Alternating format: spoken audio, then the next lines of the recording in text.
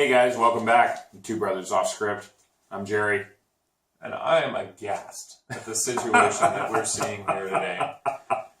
Our topic is voting and social responsibility. And Ryan, I feel like a dirtbag. That's going to be my opening salvo. I feel like a dirtbag because at 35, I've voted several times. I have not voted every year that I could have voted. I've probably skipped as many options as you have. I've moved several times during voting time. I've changed jobs several times during voting time.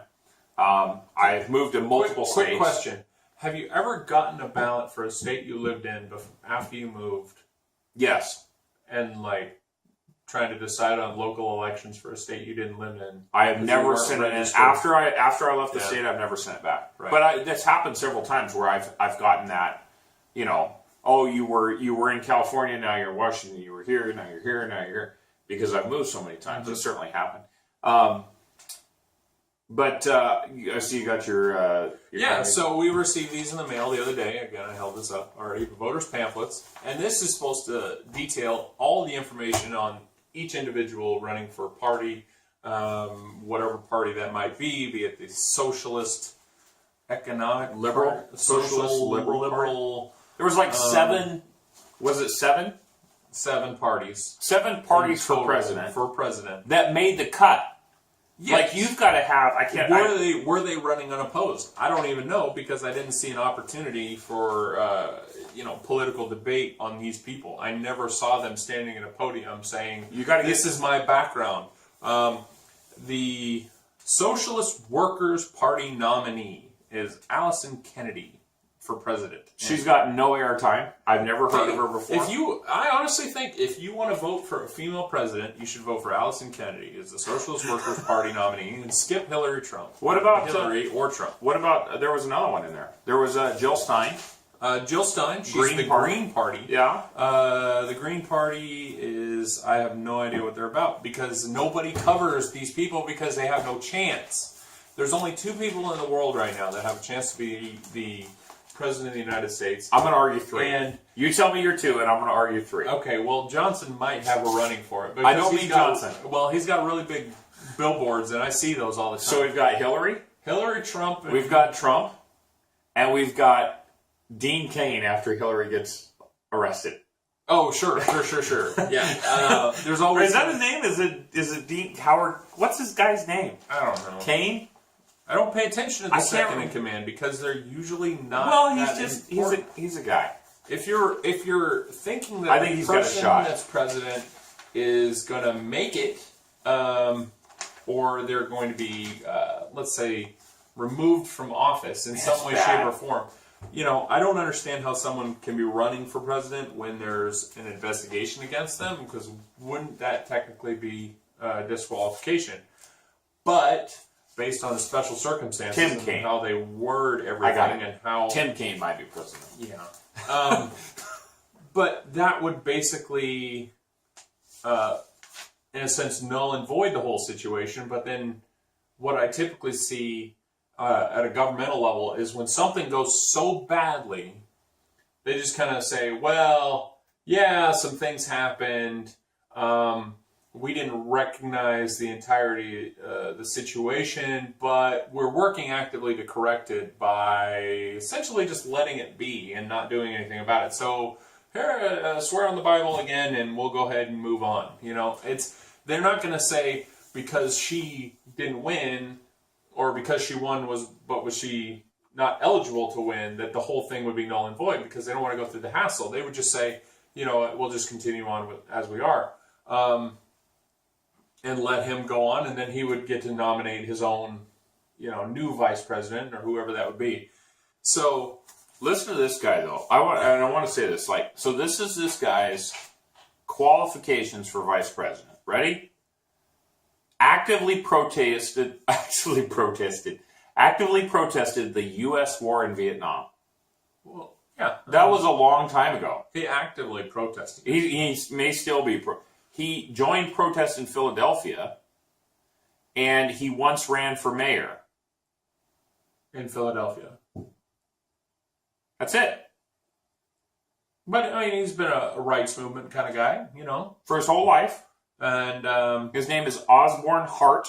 He's the Socialist Workers Party nominee. participates in Black Lives Matter protests against police killings. Great. Black lives do matter. See, that to me, just looking at some of these people, it sounds like they're essentially reading headlines about these people, not really talking about who they are as a person. Because I honestly am limited in my knowledge of these people because there's no information. This guy's a blogger, and he's going to be vice president. Blogger for Liberation News. He's a radio talk show host, and he wrote a book. Yeah, I'm Founder of the Jobs Not Nails Coalition. Well, if you didn't know, and I don't know, what would you think the Jobs Not Nails Coalition is? Well, it's the jobs, not jails. Oh, Jobs Not Jails. That's even better. So get to work. I agree with Don't that. become a criminal. I like that. Go to school. Get a higher education. Make something yourself. We talked about this. It's basically doing the right thing or stepping up. You have to decide at some point whether or not the people that, if this is your only source of information, you're going to be sorely lost, because this is as politically correct Cliff Note series as it can be. And I'm going to keep this. I'm going to keep this book. I'm going to thumb through it every once in a while, and I'm going to laugh because it's basically a bunch of jokes. Do you think you've become, as you've gotten older, more interested in politics? As of this year, yes. Why? Because I want to know what happens. I don't vote for Trump or Hillary because I think that they're the best person for the job, right? Okay. I vote for the party because I think that, and I've told you this before, is I think if Trump got elected, because he's not exactly the smartest political shoe in the box, he's going to find the right pair, in a sense, and he's gonna find the people that know what they're talking about, like Mike Pence. He's got some road on him. He knows what he's doing, in a sense. He's been in the system for a while, and hopefully as an advisor to the president, if Trump became the president, then he would be able to steer him in the right way. And being a irrational person, as Trump can be sometimes, he's going to say some stuff and he's going to lash out at people. But I still, we've all talked about this, is like he doesn't actually have his finger on the button that's going to turn the world into ash. You know what I mean? He doesn't have that power. The military is not ever in any country since the beginning of time. The military is not a blind participant in atrocities. The military chooses to participate in atrocities. Mm-hmm. The military chooses to participate in crazy. On an individual level and as a group. Yes. The military is just as responsible for their choices in every atrocity that's ever happened as not. When you sign up, when you swear that you're going to support and defend the Constitution, with 200 that's the first part. Yeah. I will support and defend the Constitution. First part. And follow the lawful orders that I'm giving. There's two parts. Right. And then in the military, and this is an unfortunate thing, even in the United States military, they don't teach you what the Constitution is. So all you're left with is the second part, which is follow orders. But as you see maturity grow in people inside the military, a lot of times, I remember this, we had conversations about what does it mean to be a soldier or a sailor? What does it mean to be an airman? What does it mean to be engaged in this idea that you're having a civic duty to the society? Voting is called a civic duty to the society. Right. But our responsibility as individuals, whether we're tasked with defending our country or we're tasked with just not being a jerk to our neighbors, your responsibility is to vote. There's a lot of people out there who say, I don't vote because my vote doesn't matter, right? I don't feel like it matters, and we do have a representative society where our vote basically can influence the people who get to actually cast the vote, and therefore a elect the president. We're doing what we call the popular vote at this point. So we're making known who we'd rather have as a people than the other person. Now, if that person happens to win, then we're all happy. If our particular person loses, then we're unhappy. And we feel like, well, our vote never mattered. And I think that that's grown as society has gotten older, in a sense, and more cynical, because the millennial generation that we're all a part of nowadays, where some activist type individuals will push a certain ideal onto others. If you don't follow this common sense that we're all taught now, you're in the wrong and you should be ashamed and you don't deserve your right as an individual to be a part of this great thing that we're all working on. And I think that's pretty messed up. I think that anyone who says that their opinion or their group's opinion is the only right opinion is being very misleading. If you really want someone to be on your side, you should back it up with cold, hard, irrefutable facts that no one can deny. And you know what? When you're right and you still lose, you should lose with dignity. To the best of your ability. To the best of your ability, and you shouldn't preach hate after that moment. You should you're not supposed to charge the mound when you get struck out. Right. You don't be a sore loser, but if you think that the person who wins the election in 8 days it might be 9, 10, 20 days, depending on, counting recounts and whatnot else. But whoever it is, they are at that point, the president of the United States. Sure. And whenever they get the keys to the White House, it's fine, because each person is going to be held to their own parties and the Congress's ideals, whether they want to do something rash or irrational or not. If you agree how things have been going, if you like the fact that, the people who are currently getting health care provided by their government or health care provided by their employer, if you agree that paying more every month is going to be a good thing, you know what? You should vote for Hillary. If you think that Trump in any way, shape, or form can change how the system operates, then you should vote for Trump.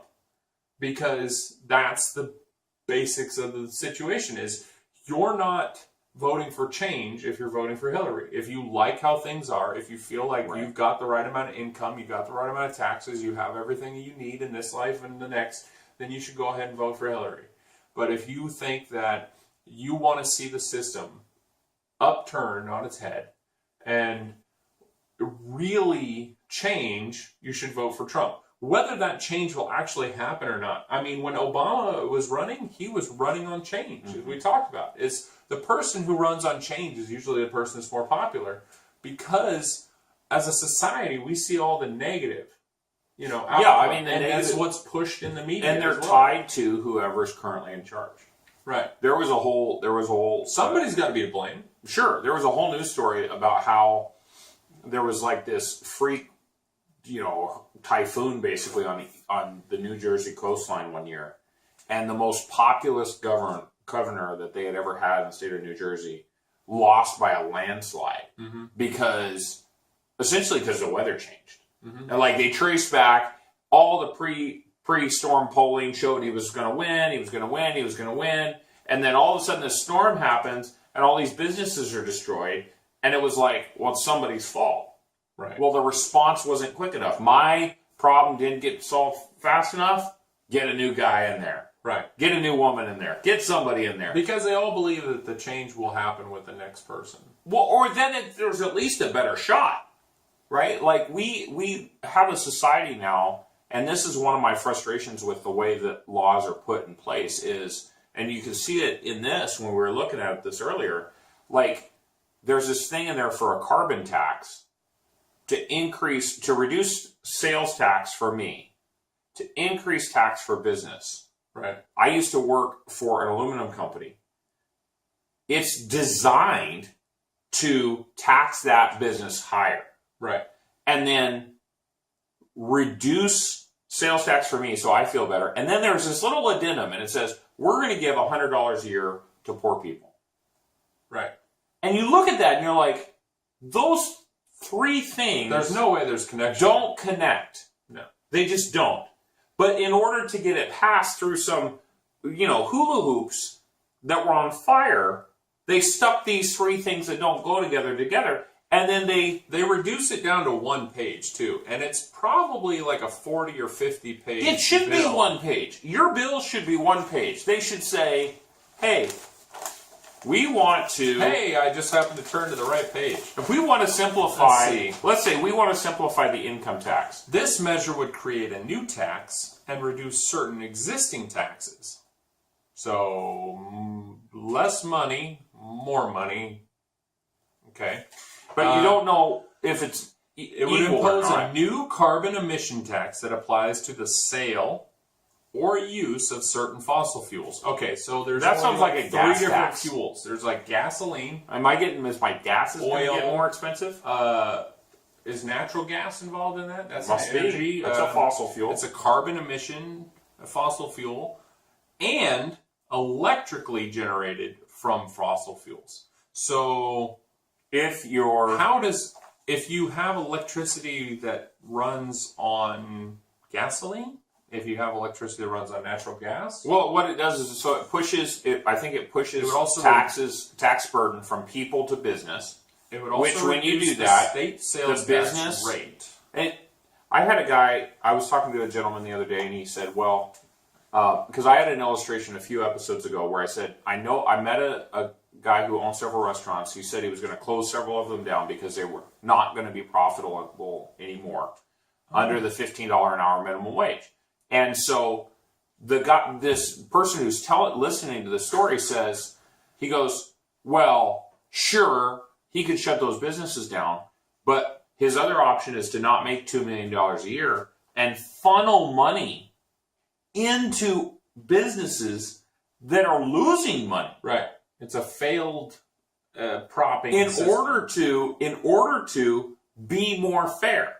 Right. And capitalism is not about fairness.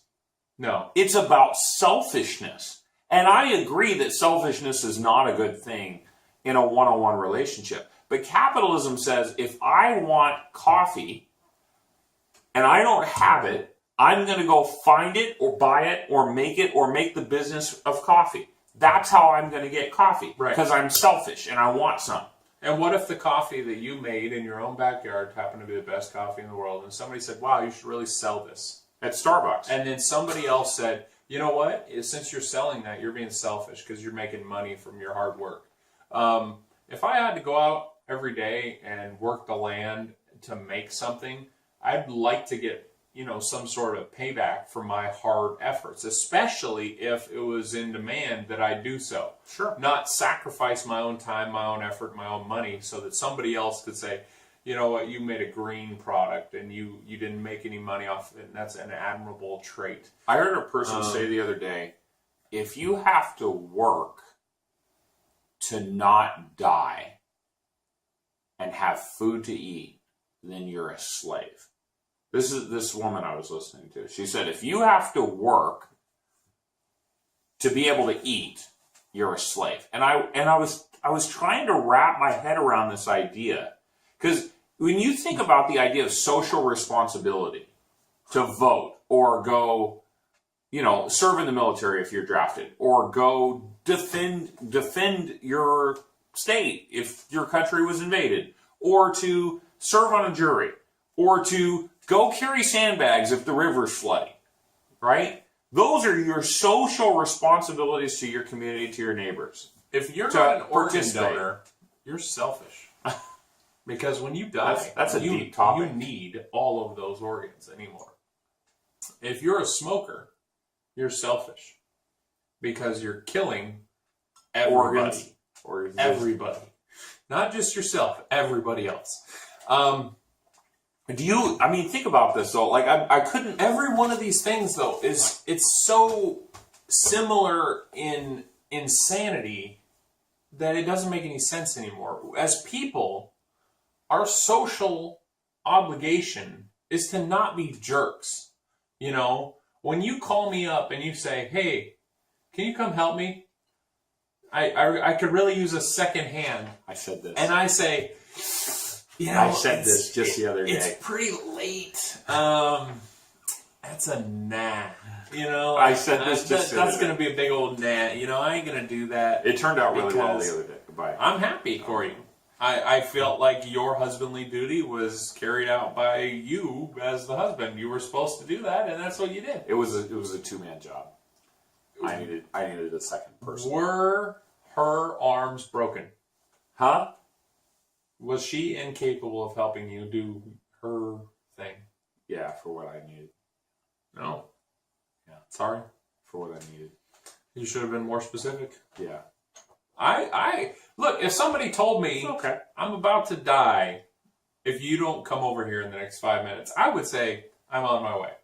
Sure. If they said, you know, I heard about this thing. Yeah, I needed some. Could you come over to my house real quick? You got a truck? Yeah. Why? Why do you need that? No, can you come over real quick? I just need some help.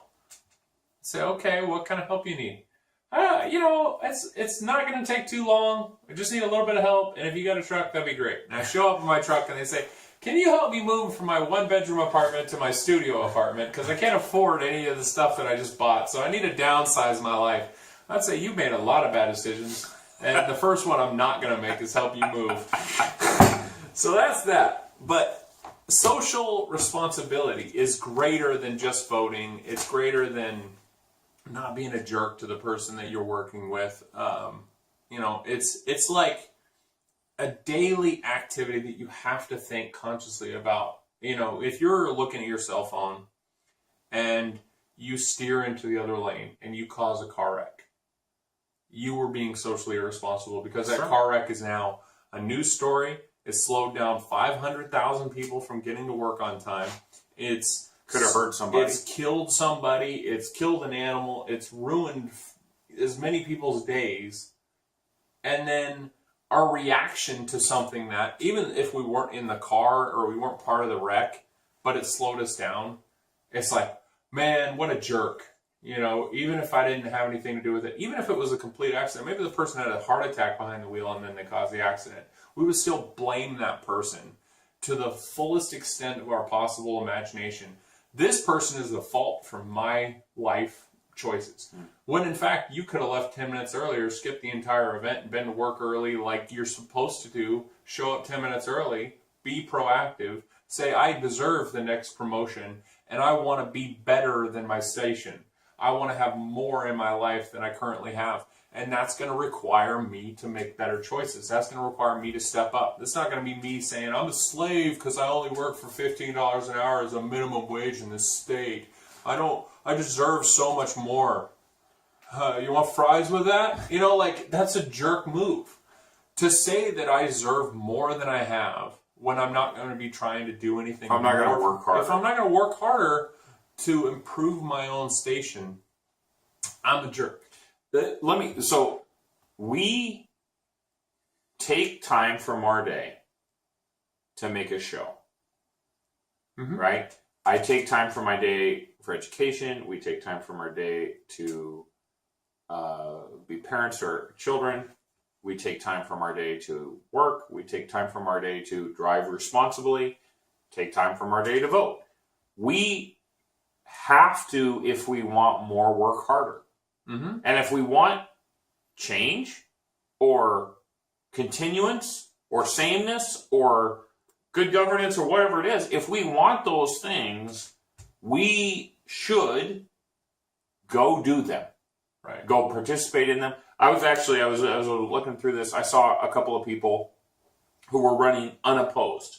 Right. And it reminded me of how when I had some friends who went to a primary. They lived on this side. I think they were over in Everett when this happened. They went to the primary. Washington State has a caucus, which is they do a meeting. Every neighborhood has a meeting, basically. And they were the only two people who showed up to the meeting out of like 5,000 people. And yet in this thing, I see a whole district in the state a whole district, and the person ran unopposed. No one thought they must be doing the best job in the world. Right. That's just. Is it a re-election? Is it a new position? I think it's a re-election. And for state representative. But my thought process is somebody's got to be unhappy. No one cares enough, not just to show up, but nobody cares enough to try. I applaud this person in here. I wish I could pull up the exact page, but we didn't do cliff notes on this thing. We're just kind of going off script here. But this man, here he is. Oh, his name. Are you going to do this? I'm going to do this to my brother right now. His name is not Cool Guy Shades, as he was casually referred to as we were flipping through this page 79, Lieutenant Governor for a 4-year term. He's already state senator. Cyrus. His name is Cyrus Habib. Okay, and he's a blind individual. He is. What did I call him? Cool Guy Shades. Cool Guy. He had, or was it Ray? You know, I don't remember what I called him. Cool Guy Shades, but he doesn't have eyesight. Now, that's not an important thing for his intelligence or anything like that. I mean, the blind have been and can and will always exist in a sense until technology catches up. But he's able to run as a Democrat who is elected. He is an elected official, has been, and he was a law attorney. Hey, that could have been. He's Daredevil. He could be Daredevil. He's Daredevil. So, anyways, this individual, whether he's disabled or able-bodied, has run and has been elected to a government position. And that tells me that no matter what, and he lost his eyesight in elementary school. Not as, just like recent or anything like that, but as elementary school. And he is able to perform the duties of a state elected representative. Sure. And that means that he had to work at least twice as hard as the next able-bodied person. Yeah. Because anyone who is disabled in any way, shape, or form is going to be looked down on as a lesser person to some degree by someone, and that person may or may not be a deciding factor in their lifestyle. And all that means is when you decide not to vote or to vote, you're basically deciding what kind of person you are. Yeah. In a sense, if you're not going to be proactive in your lifestyle because of, I don't really agree with any of the options that are out there. There is a write-in option. Sure. Go ahead and write in. But and if you're doing it there's as all kinds of other. You want to write in SpongeBob SquarePants, you're a jerk because you're wasting someone's time. Somebody has to count every single ballot. Yeah. Every single one. To some degree, and not the same person, obviously, somebody sitting in a dark shed somewhere, is not deciding who's going to be the next president of the United States, but somebody's counting these votes. It might be electronic or whatever, but there's all the state issues as well, and those are probably where you should spend the most amount of your time is figuring out what's going to affect you, in 6 weeks, 6 months, 6 years. The person that you elect, for a 4-year term or a 2-year term or an 8-year term or a life term. It's your responsibility, it's my responsibility to go out and do it. To try to change the things that we disagree with in a way that's, the system that's in place. You can't just walk down the street and start shouting things and expect everybody to get behind you like you were going to make a big difference. You might be a news story, but as we all know, the news basically just covers anything that's news. It's not even news anymore. It's pretty much a social network feed. It's they can scroll through Facebook and their 50,000 followers and see the next big meme, and it doesn't matter. The thing that matters the most is getting out there to make change on this level and in your own personal day-to-day life. Yep. So get out, vote, try to be a good person. Participate. You're not always going to be. I'm not always going to be. But I'm going to try. I'm going to try to be a participant in my life, in my neighbor's life, in my children's lives, And hopefully my children, when voting by text or whatever is available, that Waving your hand through a hologram. yeah, whenever that happens, that my lesson to them is you have to decide to do it. And that's the only way anything will ever happen. So as you were just kind of going through that, I kind of recognize I haven't talked to my kids about voting. Though they did have a little kind of a voting thing at school where they simulated that the children were going to vote for who they wanted for president. It's like Ender's Game where they're all voting for somebody actually. That's good. So I know we're running out of time. Guys, thanks for watching. We appreciate it. Like, comment, subscribe, follow, share, do things, click buttons.